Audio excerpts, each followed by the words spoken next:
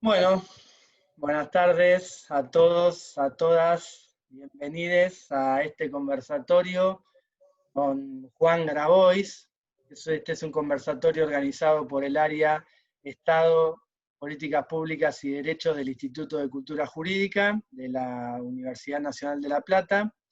Acá estamos con el colega y amigo Francisco Bertis y vamos a entrevistar a Juan Grabois. Le agradecemos muchísimo a Juan por haber aceptado y por estar acá en este conversatorio con nosotros.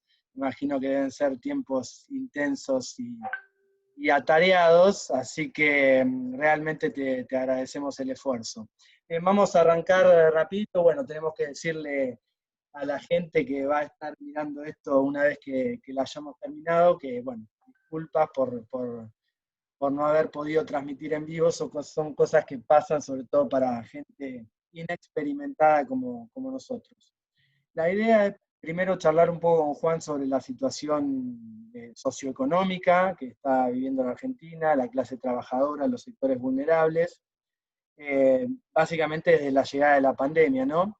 Luego vamos a hacerle algunas preguntas sobre, más en general, ¿no? Sobre Argentina, cómo está viendo, hacia dónde vamos, digamos, cuáles son las discusiones medulares para construir una estrategia superadora y demás. Y sobre el final, seguramente, si tenemos algunos minutitos, le vamos a hacer alguna preguntita más de coyuntura inmediata, ¿no? El tema de las tomas de tierra, Guernica, la situación con el proyecto Artigas y demás.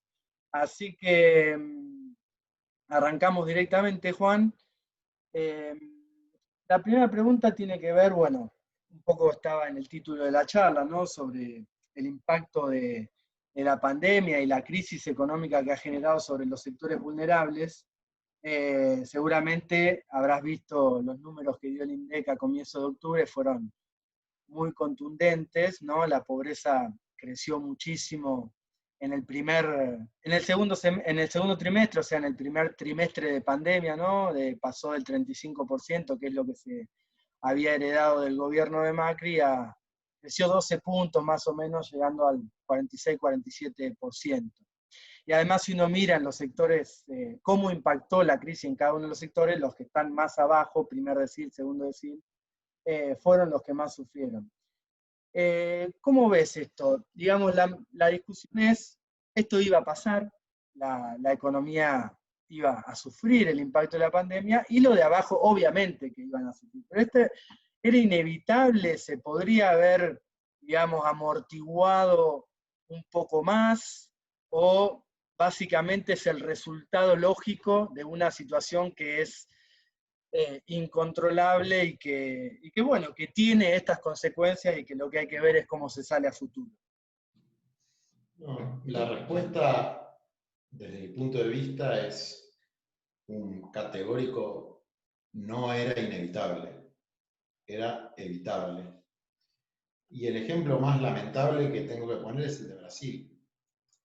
En Brasil, con un gobierno de derecha reaccionaria, el Congreso sancionó un programa de transferencia de ingresos a los sectores populares y medios bajos que se llama Renta Brasil, que fueron primero fue individual, no familiar, y segundo fue mensual, no bimensual como la IFE, y fueron ciento y pico de dólares para 60 millones de brasileños. Eso tuvo un efecto paradójico, no solamente no aumentó la pobreza, sino que se redujo, ¿no? Es decir, en la estadística de Argentina, supongo que de Brasil también, en la estadística liberal, la diferencia entre ser pobre o no es un problema de plata, ¿no? Yo dije eso en una charla en el 2018 y ahora salió en los diarios. O sea que la lucha económica por la redistribución de la riqueza, la puja distributiva para salir de la pobreza, es una discusión de plata. La diferencia entre ser pobre y no ser pobre, entre ser indigente y no ser indigente, es una cuestión de ingreso en la Argentina. Desde luego, desde una perspectiva humanística o más integral, es una tontera decir que si ganás 6.000 pesos por adulto equivalente, que es la línea de indigencia, dejás de ser indigente, y si ganás 5.000 sos indigente, ¿no? Hay un montón de otros factores, el planteo de la pobreza multidimensional, lo que nosotros planteamos como tierra, techo y trabajo como factores dignificantes del ser humano, pero cuando los economistas o los diarios hablan de pobreza o de indigencia, hablan de ingresos. Entonces, yo sí soy crítico de la política de transferencia de ingresos del gobierno. Creo que la inversión fue menor de lo que debería haber sido en todo el segmento de trabajadores de la economía popular, o trabajadores independientes, o mujeres llamadas estadísticamente ama de casa, que trabajan en cuidados, que fue menor de lo que debería haber sido, que el ATP benefició a quienes no debería haber beneficiado. Una cosa que me da particular, no sé si reír o llorar, es que Luis Miguel Echeverría, el exministro de la Industria, cobra ATP.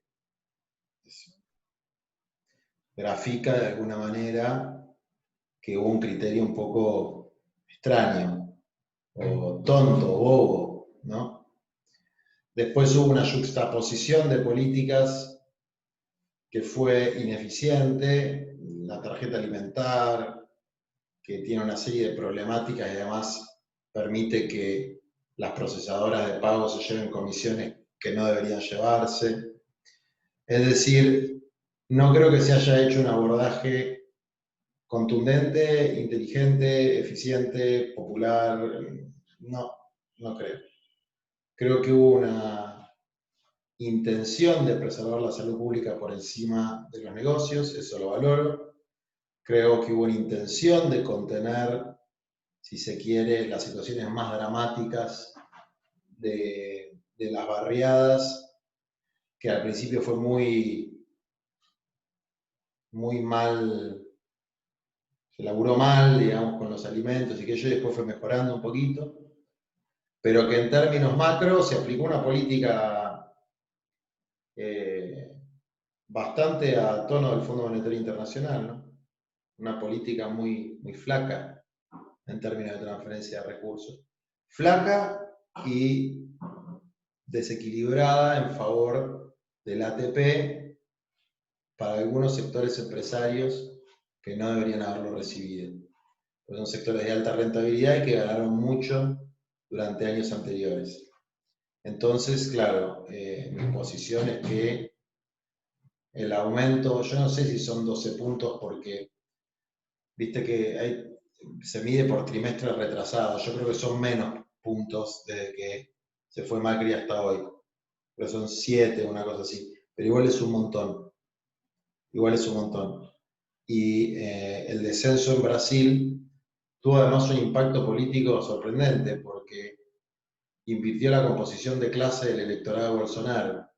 Es decir, antes de Renta Brasil, clases medias altas y clases altas, y como son menos, obviamente, su popularidad estaba en un piso. Y después de la Renta Brasil se invierte, lo empiezan a putear las clases altas, y los sectores populares empiezan a ver como que se preocupa por los pobres. Entonces fue una medida que, aunque él la criticaba al principio y la sancionó el Congreso, la supo maquiavélicamente utilizar.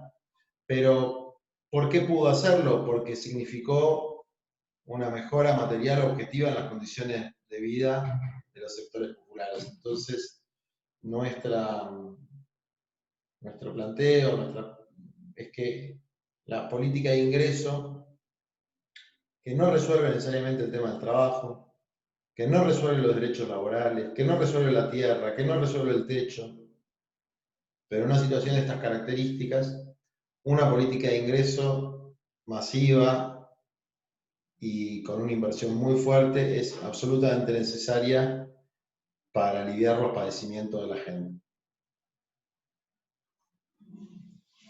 Bueno, Ya algo comentaste de eso, de los problemas con la tarjeta alimentaria, con algunas cuestiones que cuando se ordena la medida de aislamiento, vos empezaste a denunciar un poco las condiciones de vida de los sectores populares y que había problemas tanto en la instrumentación de la tarjeta como en la llegada de las ayudas, sobre todo al interior, ¿no?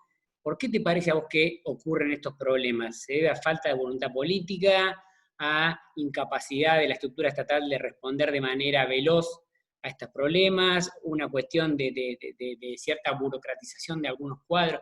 ¿Cómo ves eso? Bueno, hay un poco de todo lo que decís, pero la Argentina, Latinoamérica, el mundo, vive en una crisis de un sistema que no puede resolver los problemas más básicos de la humanidad. Y el neoliberalismo, el efecto que tiene, primero que tiene capacidad de destruir en un año lo que se construye en 10. Pero además el efecto que tiene es que le quita al Estado la capacidad de planificar y llevar adelante acciones coordinadas, sistemáticas, con objetivos claros. Le quita al Estado y le quita al personal político. El personal político empieza a adaptarse al formato mediático, comunicacional, Twitter, Instagram, etc. Entonces, es pura facha, ¿no? Es el coacheo, es decir, el physique du rôle. Tenés que parecer un buen ministro, una buena ministra, estar luqueado, hablar más o menos bien, y con eso ya está, los problemas se resolvieron.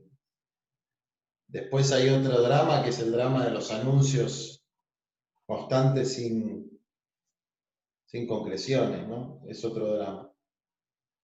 Después una cierta incomprensión de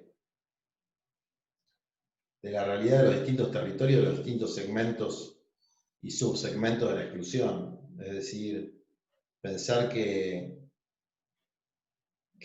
las familias del Chaco salteño, generalmente wichis, van a poder acceder a una tarjeta de débito que solamente se puede usar en un postnet, y ahí vos tenés focalizado el problema del hambre, y ¿no? Es un poco, tiene que ver con un cierto desconocimiento. Y después que el gobierno y la estructura política, y nosotros mismos como movimientos populares, no terminamos de encontrar formas de articulación claras, ¿no? Yo creo que la forma de transformar la realidad es la combinación entre un Estado al servicio del pueblo, en la articulación permanente con las organizaciones libres del pueblo. Y hay concepciones en el gobierno y en la política en general, en lo que podemos llamar el campo nacional y popular, muy encontradas en relación a esto. Hay posiciones de que en realidad los movimientos populares son una molestia, son una intermediación, que es una intermediación que hay que sacarse de encima, y hay que establecer un mecanismo que sea Estado-ciudadano, sin intermediación. Hay otros sectores que piensan que los movimientos populares tienen que ser, de alguna manera, una masa de maniobra de la política liberal, ¿no? Hay otros sectores que reconocen a los movimientos populares como un instrumento de contención, no de transformación, de contención, para dejar tranquila a la gente y que le lleguen algunas cosas. Y nosotros que vemos a los movimientos populares como formas de empoderamiento de los sectores excluidos del mercado laboral, del mercado inmobiliario, del mercado rural, bueno, en general somos problemáticos, ¿no? Entonces, siempre la articulación es con un poquito de desconfianza, y eso hace que no se termine de coagular bien el rol que hay, por ejemplo, para enfrentar una situación de emergencia. El rol que hay para planes de reactivación a través del trabajo en la economía popular. cuál es la especificidad de un intendente y de un movimiento y por qué una cosa es que un movimiento popular organice a un colectivo de trabajadores de la economía popular y otra cosa distinta es que un municipio precarice a los trabajadores municipales a través de los planes sociales, ¿no? Entonces, todas esas luchas, porque en definitiva son luchas que estamos en una etapa estilo Fora, ¿no?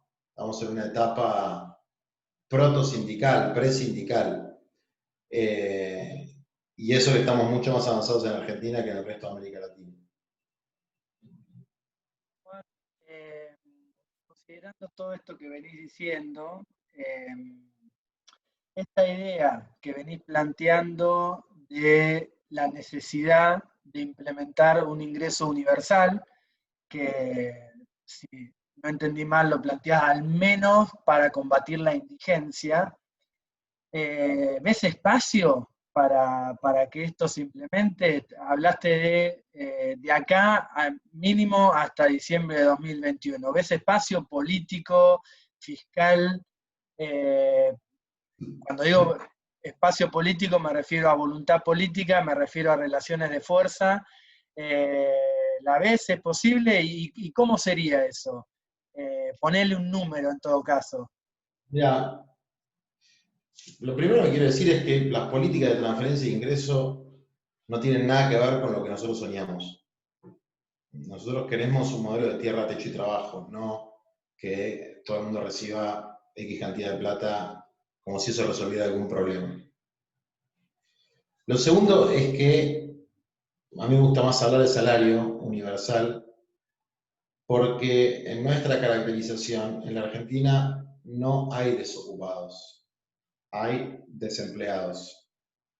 No existe, por lo menos en términos que tengan alguna significación estadística, personas que no se ocupen de nada, digamos. O te ocupas de tus hijos, o te ocupas de vender en la calle, o te ocupas de reciclar. Es decir, tenés una actividad creativa y pones tu fuerza de trabajo al servicio de algo que tal vez no está inserto en el proceso de valoración de capital, pero que contribuye directa o indirectamente a la vida social, ¿no? Entonces, eso tiene que ser reconocido económicamente. Y en ese sentido creo que tiene que haber un piso. Nosotros distinguimos la economía popular dispersa de la economía popular organizada. La economía popular dispersa son todos los compañeros, compañeras que realizan actividades, desde actividad de cuidado hasta el cartoneo, sin estar encuadrados en un proceso comunitario, colectivo, en una lógica colectiva. Que son la mayoría y serán 6 millones de compañeros, compañeras. Bueno, que esos compañeros tengan un piso de ingreso que por lo menos equipare a la línea de indigencia, que hoy son 6.500 pesos. Es un piso. Y después, el resto de los compañeros que están en una lógica colectiva comunitaria entrarán en los programas más de empleabilidad, digamos, como les dicen, a mí no me gusta el nombre tampoco, como de potenciar trabajo, ¿no? Entonces yo estoy pensando en ese universo, en un universo de 6, 7 millones de personas. Plata hay. En Argentina no falta ni tierra ni plata. El tema es que hay que tener coraje para enfrentar a quienes concentran la tierra y la plata. ¿Por dónde, disculpame la repregunta, pero por dónde lo ves en lo inmediato? Porque para una reforma fiscal, digamos, hace falta debate y demás. En lo inmediato, ¿a dónde vamos a buscar la plata? Ya, el impuesto a las grandes fortunas financiaría una parte considerable de esto. Una parte considerable de esto. Y algunas pequeñas modificaciones de la alícuota de bienes personales, ¿no? Impuesto al patrimonio, no al consumo o al flujo al patrimonio, podría también financiar esto. Que además de ser una medida, si se quiere, de asistencia, de ayuda social, Evita decía que el justicialismo tenía dos brazos: la ayuda social que llegaba más rápido y la justicia social que llegaba más despacio, ¿no? Esta es una medida de ayuda social, es decir, una medida de emergencia. con un 40 y pico % de pobreza, es lógico que estamos muy mal y que se requiere algo urgente, que no es lo que nosotros queremos para el desarrollo del país, pero es lo que se puede hacer ahora. Entonces, creo que de ahí los recursos pueden venir de ahí. Y otra cosa es no aceptar programas de ajuste del Fondo Monetario Internacional, no aceptar las metas fiscales que establece el Fondo Monetario Internacional. Yo tampoco estoy de acuerdo con la estrategia de negociación con el Fondo Monetario Internacional, no porque plantee que hay que romper con todo, no, simplemente porque el Fondo Monetario Internacional cometió una violación a su propio estatuto y reconoció su error, pero ese reconocimiento tiene que implicar un reconocimiento también económico del daño que se le hizo a la Argentina, y que por lo menos el dinero que entró a la Argentina y salió volando por otro lado, no forme más parte de la deuda, porque eso es hacerse cargo de las cosas, no decirlo en la televisión. Entonces, creo que esa combinación permitiría financiar un ingreso de base, no solamente para los más pobres de los pobres, sino para sectores medios bajos, que se quedaron sin ingresos, y que eso, desde luego, es una inyección para la demanda agregada que permite reactivar rápidamente la capacidad ociosa de la industria y el consumo. Bien. Bueno, ya mencionaste un poco las prioridades de ustedes como movimiento, de pensar en tierra, techo y trabajo. Digo, ya estamos al tanto del plan de desarrollo humano. Quizá en la pandemia se evidenciaron una serie de problemas que venimos arrastrando, que tienen que ver con una estructura social y económica profundamente desigual, con una serie de tendencias cíclicas de crisis. Y bueno, ¿qué cambios estructurales te parecen a vos que habría que encarar? Y también cómo hacerlo, ¿no? Digo, el plan ya establece un programa, establece o avanza, mejor dicho, en relación a cómo encarar esos cambios, y bueno, por ahí nos gustaría que amplíes un poquito más sobre eso. Nosotros planteamos 3 reformas fuertes, ¿no? Reforma agraria, la integración urbana y la economía popular. 3 formas de materializar la consigna de tierra, techo y trabajo. La reforma agraria, desde luego, adaptada a nuestra realidad y a nuestro tiempo, pero que básicamente apunta a una nueva demografía productiva y comunitaria, donde los bienes de la naturaleza, los bienes comunes, estén al servicio del desarrollo humano y no del extractivismo y de las ganancias de quienes, de manera patológicamente destructiva y ambiciosa, dañan con su glifosato, con su quema de pastizales, con su cianuro, el territorio, ¿no? Entonces, eso no implica que todo el mundo tiene que volver al campo con un arado, pero en un país donde la población rural no alcanza el 7%, es uno de los niveles más bajos del mundo, habiendo tanta gente, y yo conozco mucha, que quisiera tener la oportunidad de vivir en mayor contacto con la naturaleza, eso es una política que también implica la refundación de pequeños pueblos y ciudades en las trazas ferroviarias, que no son zonas rurales, como se dice, abiertas y dispersas, sino agrupadas o periurbanas, donde pequeñas ciudades, donde se puede vivir muchísimo mejor que en las grandes urbes. Entonces ahí hay una reforma agraria que en realidad es una reforma de una demografía y de una territorialización más inteligente del país. La integración urbana, que también tiene que ver con esto, apunta básicamente a la urbanización de los 4.400 barrios populares, que requiere una fuerte inversión pública y una fuerte planificación, y a la creación de lo que los académicos llaman suelo urbano, que son terrenitos para que la gente tenga un terreno con agua, luz y cloaca y se pueda construir su casa, digamos, ¿no? Y eso también tiene que ver con pensar una nueva demografía, su transporte, etcétera, pero son todas cosas que no son una central termonuclear, digamos. Son cosas que en la Argentina existe la capacidad técnica, intelectual y la fuerza de trabajo para llevarlas adelante.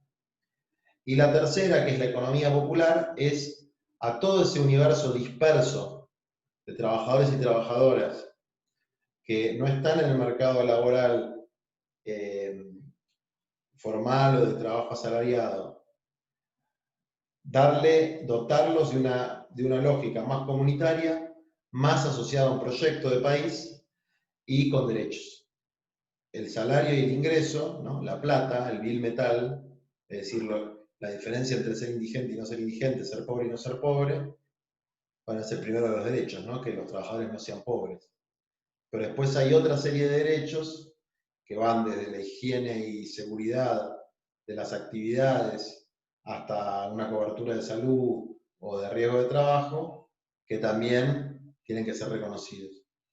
Esas son las tres reformas con las que nosotros creemos que se puede vivir con un piso de dignidad dentro de este país tan injusto.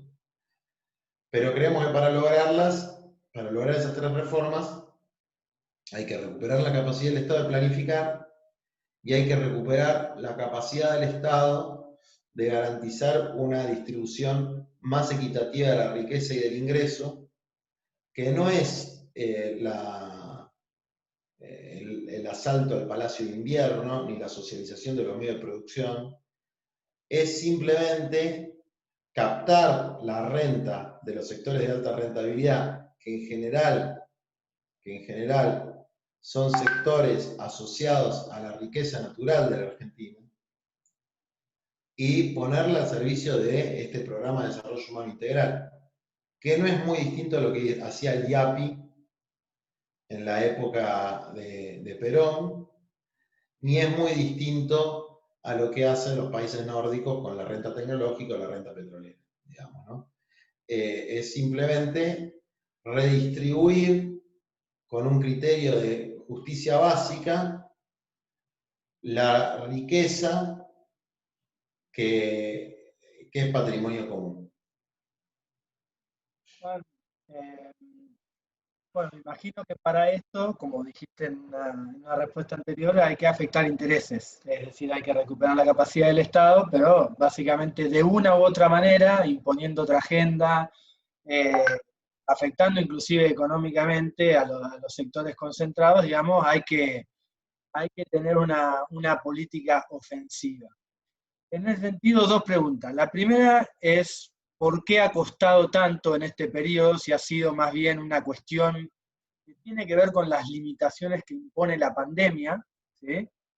Tanto económica como desde el punto de vista de la movilización social y demás, que hace que la derecha o los sectores concentrados que tienen otros resortes que no necesariamente son la movilización, aunque ahora tenemos como novedad también eso por un lado. ¿Por qué ha costado tanto en este periodo afectar intereses y tener una política más ofensiva contra los sectores los sectores más concentrados? Y por otro lado, más mirándolo en el mediano largo plazo, si esa política ofensiva tiene que venir de la mano de esta suerte de acuerdo nacional o de pacto social que, por ejemplo, insinúa Cristina Kirchner en su última carta, o se insinúa desde varios sectores, tanto del gobierno como de la oposición, o tiene que venir más del lado de los sectores populares y su alianza con los sectores más de izquierda, si se quiere, el panorama político, con mayor unidad, con mayor capacidad de acción, y desde ahí generando un polo y empujando, si se quiere, para obligar tanto al Estado como a esos propios sectores concentrados a ceder. Mira, primero hay que tener clara una cosa, ¿no? La política de confrontación con las corporaciones no es la política del gobierno. No hay que engañarse con eso. ¿Cuál es la diferencia, si se quiere, entre la política del gobierno de Alberto y la de Macri en términos de su relación con las corporaciones? El gobierno de Macri no es que no confrontaba, les daba todo.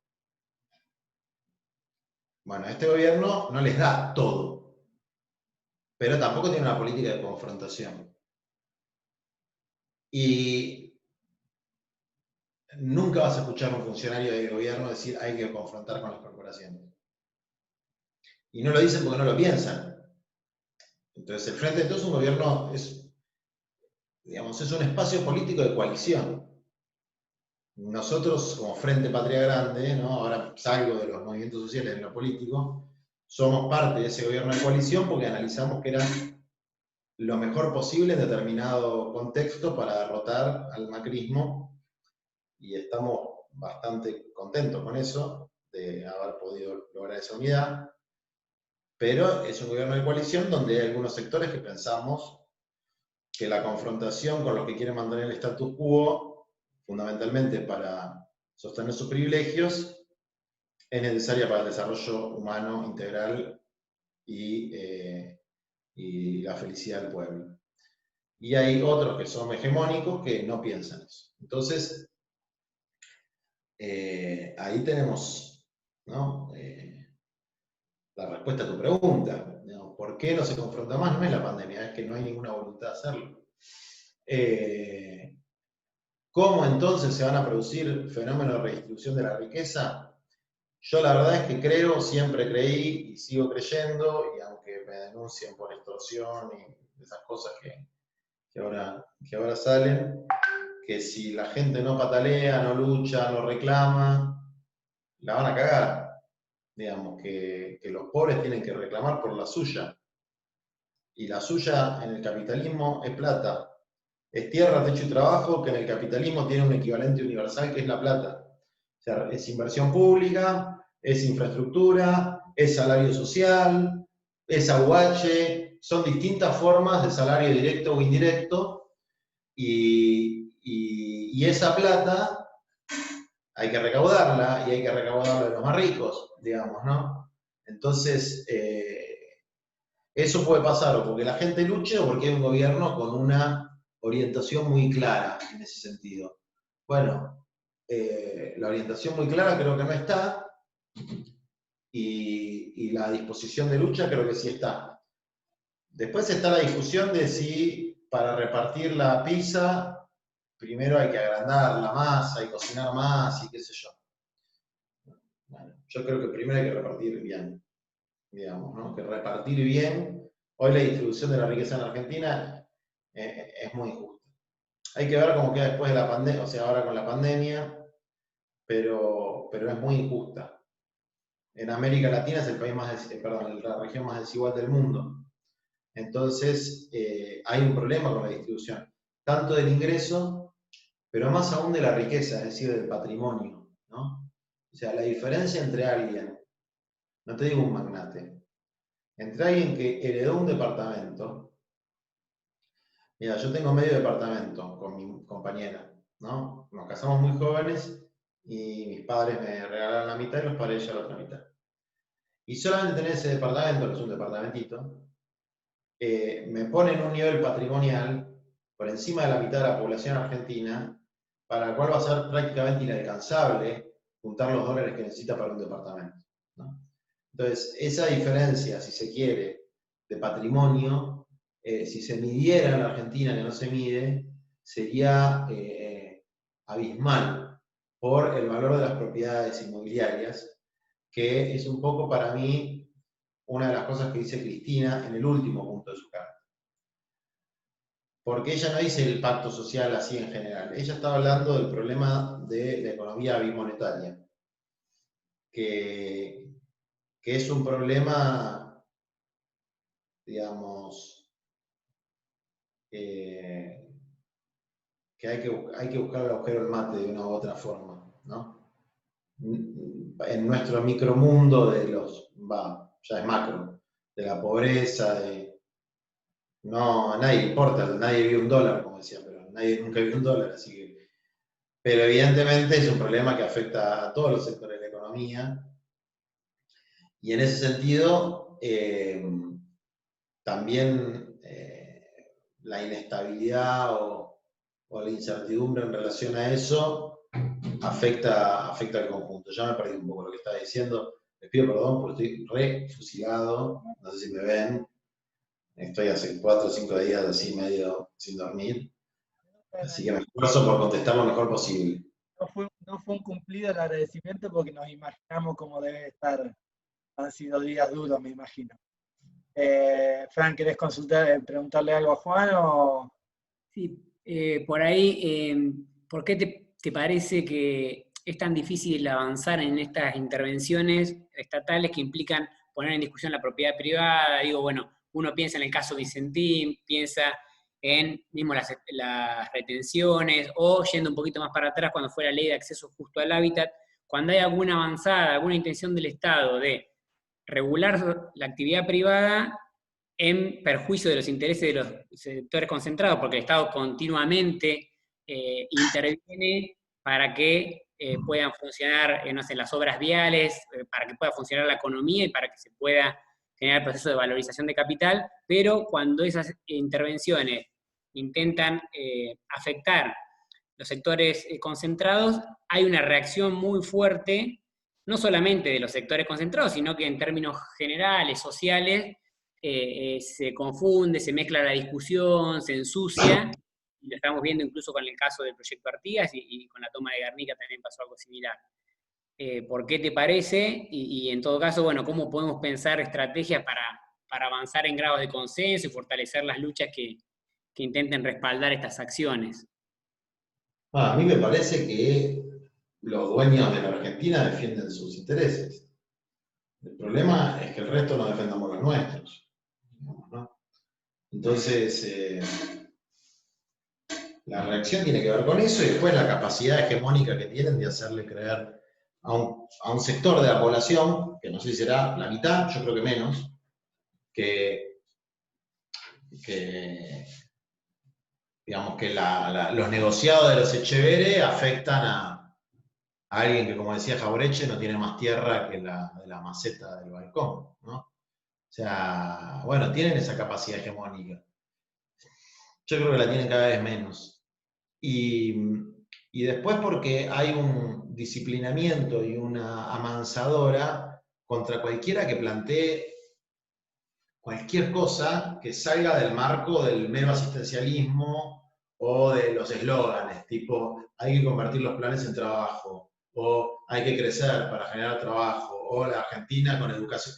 Eslóganes que son verdad de perogrullo, pero que no afectan intereses, porque si vos decís, bueno, vamos a hacer un fondo educativo, ¿no? Queremos educación. Hagamos un fondo educativo con el 10% de las ganancias de Mercado Libre y los marketplaces. Van a inventar otra cosa, se van a enojar por otra cosa, entonces no.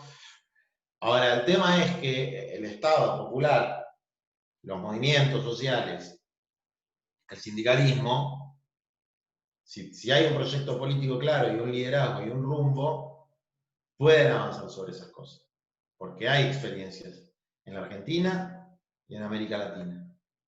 Tal vez este no sea el momento, tal vez este sea un momento de transición, tal vez sea un momento de sembrar conciencia, tal vez sea un momento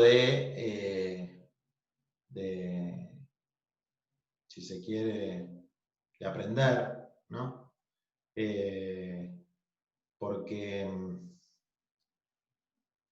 lo que va, o sea, va a ser muy duro lo que va a pasar acá. No, así esta situación así medio de empate, como si no pasara nada, no va a durar mucho.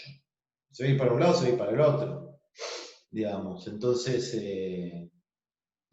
y la gente en algún momento se va a cansar y algo va a hacer, digamos, ¿no? Entonces, porque es un nivel de miseria e indignidad. Ojalá que la gente haga algo, porque lo peor que puede pasar es que nos acostumbremos a vivir con estos niveles de marginación y de precariedad de la vida para las mayorías. Y bueno, lo que intentamos hacer nosotros es romper un poco el espejismo de que de que el status quo económico es intocable. Intentamos hacerlo con algunas acciones como la del Proyecto Artigas, y además visibilizar que en la Argentina el capitalismo se desarrolló, digamos, en realidad, bueno, la historia del capitalismo es la historia de la apropiación, ¿no? O sea, de la acumulación originaria, pero en la Argentina la acumulación originaria fue hace poco, relativamente poco, y fue muy burda, fue muy burda. Desde la ley de premios con la que se repartieron la tierra hasta, o sea, el edificio del Grupo Clarín está en un bajo autopista que le dio Cacciatore. El edificio de la Nación está en un predio de la Municipalidad de Buenos Aires que se lo concesionaron truchamente a De Narváez en Vicente López. Los campos de Echeverri están sobre una escuela agrotécnica. Y puedo seguir dando innumerables ejemplos de los guardianes de la propiedad privada y la meritocracia, que son todos planeros, digamos, todos vivieron del Estado, todos le hicieron con el Estado, bueno, ni que hablar Macri, toda esa gente. Entonces, es un lumpen capitalismo, ¿no? Es un capitalismo muy ampón, muy mafioso, muy improductivo desde el punto de vista de, digamos, la productividad capitalista, salvo el sector del agronegocio, donde el factor de productividad no lo pone ni Copatel, ni el genio ni de Echeverri, lo pone las empresas genéticas, que no están en la Argentina. Digamos, si la productividad la da la genética y el glifosato. La productividad en términos capitalistas, ¿no? O sea que es una productividad mercantil, pero a la vez es un desastre desde el punto de vista sanitario y ambiental. O sea, es una externalidad negativa muy fuerte para la sociedad, pero bueno, genera más toneladas de soja, ¿no? Eso es así. Entonces, el desarrollo capitalista de la Argentina está cruzado por esa historia de, como le decían en la época de Artigas, decían la pandilla del barranco, le decían a los comerciantes porteños, ¿no? Por el barranco, el Río de la Plata. Comerciantes que librecambistas, entonces la famosa cuestión de exportar la lana e importar el ponche. Y de ahí hasta aquí hay muchas cosas que no han cambiado, ¿no? En la mentalidad de las élites. En la mentalidad de las élites. Vos fijate las élites que, ¿cómo te puedo decir? Que naturalizan ser clientes frecuentes de un mercado ilegal de una divisa. Es decir, van todo el tiempo, infringen la ley constantemente cuando compran y venden divisa. Estamos hablando de prácticamente 800.000, 900.000 personas que acaparan divisas, mucha gente, adultos, ricos y clase media. Entonces, esa ilegalidad está bien, pero vender panchos en 11 porque no tenés para comer está mal. Es decir, el problema de la anomia y la falta de reglas en la Argentina es un problema fundamentalmente de arriba para abajo, ¿no? Bueno, ya estoy diciendo muchas boludeces. No, no, bárbaro, Juan. Escúchame, volviendo un poquito a esto que decía recién, de que esta situación, entre comillas, ¿no? De empate o de hacer como está, está todo mal, pero al mismo tiempo no se reacciona, decías no va a durar mucho más y para algún lado va a salir. Déjame hacerte una consulta, no sé si ponerlo en términos de revisionismo, pero teniendo en cuenta lo que ocurrió en Chile ¿no? Desde el año pasado a este, se cumplió hace poco un año de que comenzaron las rebeliones, que siguieron inclusive en tiempo de pandemia, y que por lo menos hasta ahora ganaron algo, lograron algo, ¿sí?, de lo que se proponía el movimiento. En Argentina, la izquierda, los movimientos populares durante 2018-2019 discutimos mucho qué hacer ante, bueno, el avance, o sea, el deterioro de las condiciones de vida en general, las devaluaciones, la caída de los salarios, el endeudamiento con el FMI, y una parte de lo que es hoy el Frente de Todo apostó de lleno al AI 2019 cuando se notaba que una parte del movimiento obrero, los sectores de la economía popular y demás, estaban como con ganas, si se quiere, de salir a enfrentar el ajuste. ¿No pensás que esa estrategia, si se quiere, que puede haber tenido un buen resultado, como vos decís, que fue que haber desbancado a Macri, después de un solo periodo, no tuvo como consecuencia también esa desmovilización o ese llamar un poco a desencillar hasta que aclare y demás, eh, que lo estamos viendo inclusive hasta hoy, que duró hasta hoy, ese confiar un poco en el que la mano del Estado, la ayuda del Estado o ese freno del Estado hacia los sectores concentrados en algún momento va a venir y de alguna manera la confianza en los sectores populares, no, digamos, ponerla en el freezer, si se quiere, hasta que se generen otro tipo de condiciones. ¿Me explico con la pregunta a dónde apunto? Sí, algo de eso hay. Yo creo que la importancia del triunfo electoral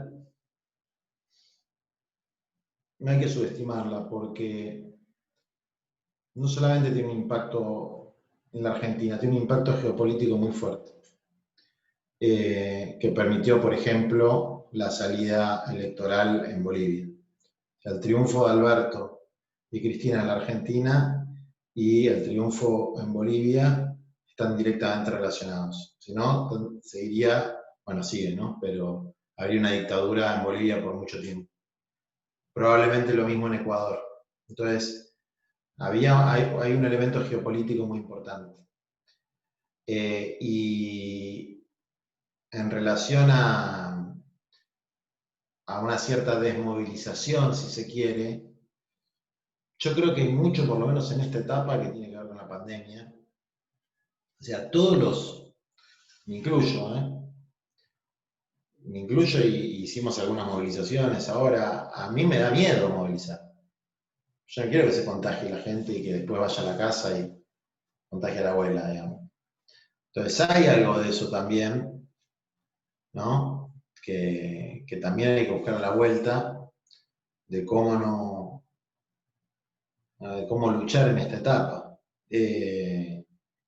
Con una situación que tal vez después del COVID-19, el COVID-20, el COVID-21, bueno, son cambios muy grandes que va a haber con la crisis climática, etc. Entonces yo creo que las estrategias, estamos en un momento por eso, para aprender, para reflexionar y por las dudas pelear, luchar, porque siempre que se lucha, algo se gana. Se sufre, pero algo se gana. Y cuando no se lucha, lo que pasa es que se estanca la cosa, se generan implosiones. Eso, cuando se va deteriorando la cosa y hay como esa paz del cementerio, las familias más pobres se van haciendo mierda con el alcohol, con la droga, con la criminalidad. Es decir, cuando no sale para afuera, golpea hacia adentro de las personas, cuando hay estos niveles de miseria. Entonces, la organización, el trabajo comunitario, la lucha, bueno, ese es el camino, ¿no? Organización, trabajo comunitario, lucha, tener cuidado, no pasarse rosca también. Ese es el camino para nosotros, ¿no? Y bueno, vamos a hacer lo que podamos en esta etapa y tratar de de dejar también una enseñanza y un testimonio a la joven militancia nuestra y los demás de que no hay que confiar tanto en la política superestructural, ¿no? O sea, que la justicia social no cae como maná del cielo, no aparece por arte de magia, que esos son procesos sociales, y esos procesos sociales tienen que ver con luchas masivas y populares, y que para eso hay que poner el cuerpo, y que no se va a resolver por Twitter, y que, bueno, y tratar de dar ese ejemplo de una ética militante que sea una ética de servicio, ¿no? Y no de oportunismo y carrerismo individual.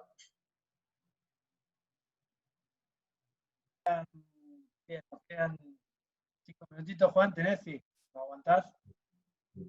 Fran, hacemos las últimas, Sí, un poco sí, sí. más de la coyuntura. Bien.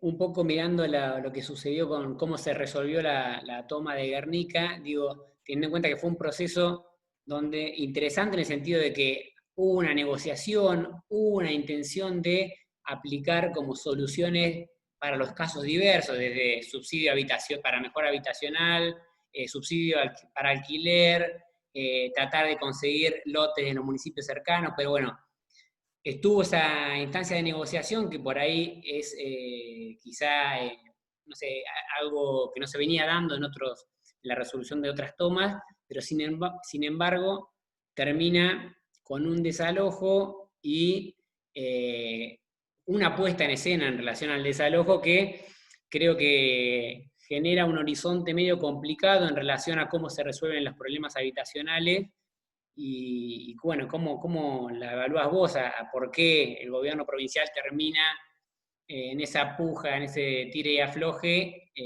Bueno, sí, resolviendo de esa manera que era, creo, desde este lado es la peor que se podía encarar, ¿no? No, yo tengo las peores palabras para eso, dramático, monstruoso, estoy desolado por lo que pasó. Me duele mucho porque además nosotros trabajamos bastante para que Axel sea gobernador. Pero yo no voté a Bernie, digamos. Me da vergüenza estar en un espacio donde alguien dice que está orgulloso de un desalojo donde se tiran casillas y no estoy de acuerdo con eso. Me parece que Axel ahí se equivocó en la expresión, pero más allá de la expresión, digamos, el ministro de Seguridad es su ministro, y yo creo que lo que pasó fue que aparecieron las encuestas que decían que había un X cantidad de personas, 70%, 60, 80, no sé, que querían ver casillas quemadas y topadoras y cosas así, y que eso primó. Se podrían haber comprado esas tierras que estaban endeudadas, de gente vinculada a la dictadura, estos los bellacos Sociedad Anónima, Pérez Pesado, un tipo que había sido asesor de Galtieri. Es decir, es también una muestra de que ganan los malos, por decirlo de alguna manera, ¿no? Ganan los malos. Y escuchaba la semana pasada, creo que Axel decía que el 70% de los cantes están ilegales, qué sé yo, pero no les mandan la policía a ellos. Entonces poner el aparato del Estado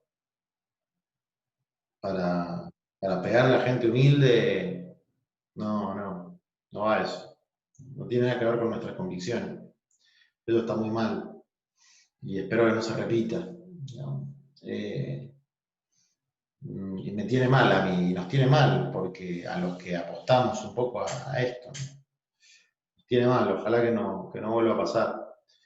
Y después el macartismo, tipo que es culpa de los troscos y todo eso, no es cierto, no es verdad. Digamos, no. Desde luego hay siempre grupos y personas que tensionan en un conflicto, pero la responsabilidad es del que tiene más poder, no de un grupo que pueda tener X conducta, ¿no? Entonces, a mí eso me parece grave y por lo menos para mí, creo que para nuestra fuerza tiene un impacto que todavía no terminamos de asimilar y realmente espero que la elección, yo lo pensaba así, ¿no? Todavía no se hizo una vivienda, ni se entregó un lote. Claro, está la pandemia, está todo el problema anterior, más allá de quien sea culpa, quien sea responsable, pero todavía no se entregó un lote, entonces primero habría que entregar un lote para decirle a la gente que hay otra salida, uno por lo menos, dos, tres, no se entregó ninguno. Y eso es triste y por lo menos yo, y creo que la mayoría de los compañeros, no lo podemos avalar desde ningún punto de vista. Ni el hecho en sí, no es cierto que el fiscal y que el juez, el mando de la policía es el gobernador. El gobernador es el que no se hace el desalojo, no se hace el desalojo por imposibilidad física de hacerlo garantizando derechos de orden superior, que son los derechos humanos. Se podría haber evitado, se podría haber resuelto sin violencia, más allá de si hubo 3 heridos, 5 o 20, para un pibe ver que la casa se la tira una topadora no se le olvida más, ¿no? Bueno, eso es lo que pienso. Juan, te seguiríamos preguntando mucho más sobre lo que viene, pero bueno, nada, me imagino, no queremos abusar de tu estado de físico en realidad, porque tenés que descansar. Eh, Nada, de verdad te agradecemos mucho por esta charla, aunque parezca que no, dijiste cosas eh, muy interesantes, de verdad te agradecemos. No sé si Frank querés cerrar. Bueno, sí, la verdad un gusto. Lamentamos que no hayamos podido transmitirlo en vivo. Bueno, tuvimos algunos problemas técnicos. Te agradecemos muchísimo. Quedan otras preguntas para hacerte en otro momento. Y lo importante es de que en una facultad de Derecho podamos plantear las condiciones concretas en las cuales los distintos sectores sociales materializan esos derechos o se vulneran esos derechos. Y nos queda un trabajo importante y largo también para hacer desde estos espacios, porque se habla, por ejemplo, de usurpación sin que se configuren los elementos del tipo penal, y hay una serie de sentidos comunes que circulan y que gran parte de las facultades de Derecho, los abogados, las abogadas, reproducimos, entonces hay que dar una batalla también ahí para Bueno, abordar. muy bien. Defiéndanme ahora de la última que me hicieron ahora fíjense ahí en Clarín y qué sé yo, que no sé qué cosa, asociación ilícita, extorsión. La verdad que ya no sé. Así que si quieren hacer alguna declaración de la facultad, se las voy a agradecer. Ya, nos Juan, vemos. te Gracias. agradecemos mucho. Un abrazo. Muchas gracias. Gracias a todos.